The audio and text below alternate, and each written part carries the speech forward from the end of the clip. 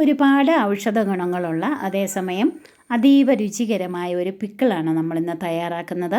അപ്പോൾ ആദ്യമായി ചാനൽ കാണുന്നവർ ദയവായി ഒന്ന് സബ്സ്ക്രൈബ് ചെയ്യണം. മറക്കാതെ ബെൽ ബട്ടൺ ക്ലിക്ക് ചെയ്ത് ഓൾ ഓപ്ഷൻ കൊടുക്കണം. വീഡിയോ ഇഷ്ടമായാൽ നിങ്ങൾ ലൈക്ക് ചെയ്യണം, ഷെയർ ചെയ്യണം. കറിവേപ്പില വെച്ചിട്ടാണ് നമ്മൾ പിക്കിൾ ഉണ്ടാക്കിയിരിക്കുന്നത്. കറിവേപ്പില വെച്ച് പിക്കിളും ചട്നി പൗഡറും ഒക്കെ നമുക്ക് ഉണ്ടാക്കാം. ധാരാളം കറിവേപ്പില ഇങ്ങനെ കിട്ടുമ്പോൾ നമ്മളത് കഴുകുന്നതിന് മുമ്പ് തണ്ടിൽ നിന്ന് ഊരിയെടുത്ത് ഇതുപോലെ എയർ ടൈറ്റ് ആയിട്ടുള്ള കണ്ടെയ്നറിനകത്ത് ആക്കി അടച്ച് ഫ്രീസറിൽ സൂക്ഷിച്ചാൽ മാസങ്ങളോളം നമുക്കിത് ഉപയോഗിക്കാം.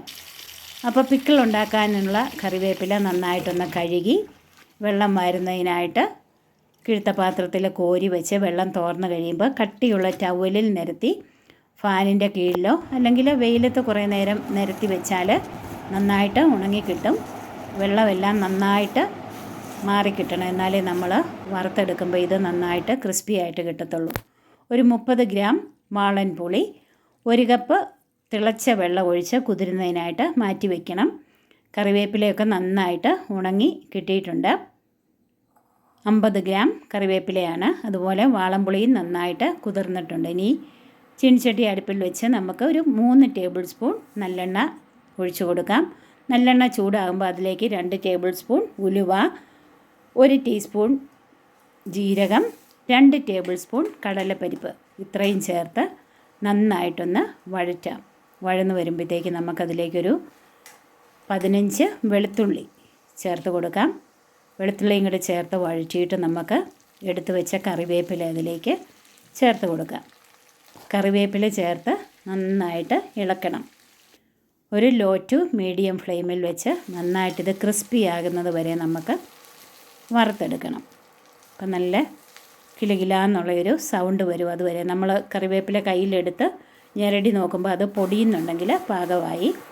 ഇപ്പോൾ ക്രിസ്പി ആയിട്ടുണ്ട്. ഇനി നമുക്കതിലേക്ക് 4 ടേബിൾ സ്പൂൺ കാശ്മീരി ചില്ലി പൗഡറും 1 ടീസ്പൂൺ മഞ്ഞൾപ്പൊടിയും കൂടെ ചേർത്ത് കൊടുക്കാം. പൊടികൾ ചേർത്ത് ലോ ഫ്ലെയിമിലാക്കിയിട്ട് നന്നായിട്ടൊന്ന് വഴറ്റി ഇത് കോരിയെടുത്ത് വയ്ക്കാം. തണുക്കുന്നതിനായിട്ട് വേറൊരു ബൗളിലേക്ക് മാറ്റി വയ്ക്കാം. നന്നായിട്ട് തണുത്ത് കഴിയുമ്പം മിക്സിയുടെ വലിയ ബൗളിലേക്ക് നമ്മളെടുത്ത് വെച്ചിരുന്ന തണുത്ത കറിവേപ്പിലയും ഈ പുളിയും പുളിവെള്ളവും എല്ലാം കൂടെ ചേർത്ത് നന്നായിട്ടൊരു പേസ്റ്റായിട്ട് നമുക്കിത് അരച്ച് എടുത്ത് വയ്ക്കാം. ഒരു ബൗളിലേക്ക് നമുക്കിത് മാറ്റി വയ്ക്കാം. ഇനി ചീനിച്ചട്ടി അടുപ്പിൽ വെച്ച് അതിലേക്ക് നമുക്കൊരു 1/4 കപ്പ് തൊട്ട് 1/2 കപ്പ് വരെ നല്ലെണ്ണ ചേർത്ത് കൊടുക്കാം. നല്ലെണ്ണ ചൂടാകുമ്പോൾ 1 ടീസ്പൂൺ കടുക്, 2 ടേബിൾ സ്പൂൺ ഇഞ്ചി അരിഞ്ഞത്, 1/4 കപ്പ് വെളുത്തുള്ളി ഒന്ന് അരിയണം. അരിഞ്ഞതും ചേർത്ത് നന്നായിട്ട് നമുക്കൊന്ന് വഴറ്റിയെടുക്കാം. ഇനി ഇതിലേക്ക് ഒരു 8-10 പച്ചമുളക് ചെറുതായിട്ട് അരിഞ്ഞത് ചേർത്ത് കൊടുക്കാം. പച്ചമുളകും ചേർത്തൊന്ന് വഴന്ന് വരുമ്പോഴത്തേക്കും നമുക്ക് 2 തണ്ട് കറിവേപ്പില ഇതിലേക്ക് ചേർത്ത് കൊടുക്കാം. നന്നായിട്ടിതൊന്ന് വഴന്ന് വരണം. ലൈറ്റ് ബ്രൗൺ നിറമാകുന്നത് വരെ ഇത് വഴറ്റിയെടുക്കണം. അപ്പോൾ ഇത് നന്നായിട്ട് വഴന്ന് വന്നിട്ടുണ്ട്. ഇനി നമുക്കിതിലേക്ക് 1 ടീസ്പൂൺ കായത്തിൻ്റെ പൊടി ചേർത്ത് കൊടുക്കാം. അതുപോലെ നമ്മൾ നന്നായിട്ട് അരച്ച് വെച്ചിരുന്ന ആ പേസ്റ്റ്, കറിവേപ്പിലയുടെ പേസ്റ്റ് കൂടെ നമുക്ക് ചേർത്ത് കൊടുക്കാം. നന്നായിട്ടിതൊരു ലോ ടു മീഡിയം ഫ്ലെയിമിൽ നന്നായിട്ടിത് വഴറ്റി കൊടുക്കണം. എണ്ണ തെളിഞ്ഞു വരുന്നത് വരെ വഴറ്റി കൊടുക്കണം. ഇപ്പോഴാണ് നമ്മൾ ഉപ്പ് ചേർക്കുന്നത്.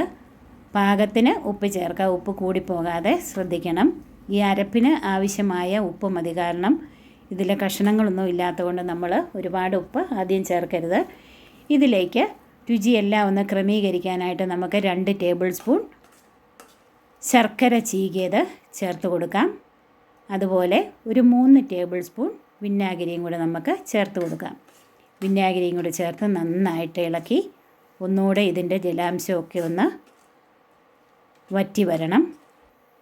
കൂടുതൽ നാൾ കേടാകാതെ ഇത് നമുക്ക് സൂക്ഷിക്കാം.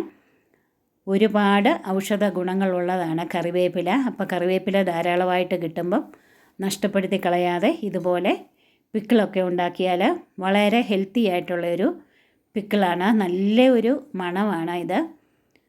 ചോറുണ്ണുന്നതിനും ചപ്പാത്തിക്കും ഒക്കെ ബെസ്റ്റ് കോമ്പിനേഷനാണ് ഈ പിക്കിള്.